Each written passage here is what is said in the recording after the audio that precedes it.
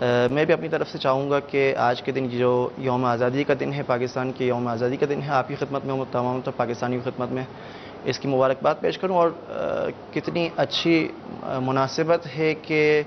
یہ آزادی کا دن، یوم آزادی محرم الحرام میں واقع ہوا، اس حوالے سے کہ ہم مولا حسین علیہ السلام کے پیغام سے مستفیض ہو سکتے کہ مولا نے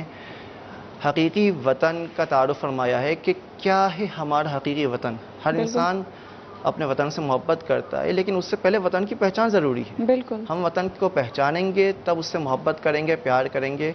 اور اس کو باقی رکھنے کی کوشش کریں گے۔ یہ وہی پیغام ہے جو مولا حسین علیہ السلام اس کربلا کی طرف نکلتے ہوئے انہوں نے بیان فرمایا تھا کہ من کان باذلا فینا مہجتہ موطنا الی لقاء اللہ نفسہ فلیرحل معنا۔ کون ہمارے ساتھ اس قافلے میں شامل ہو سکتا ہے؟ وہ جو اپنی جان کا نذرانہ پیش کرنے کے لیے تیار ہو، نمبر 1، اور سیکنڈلی موطنا علی لقاء اللہ،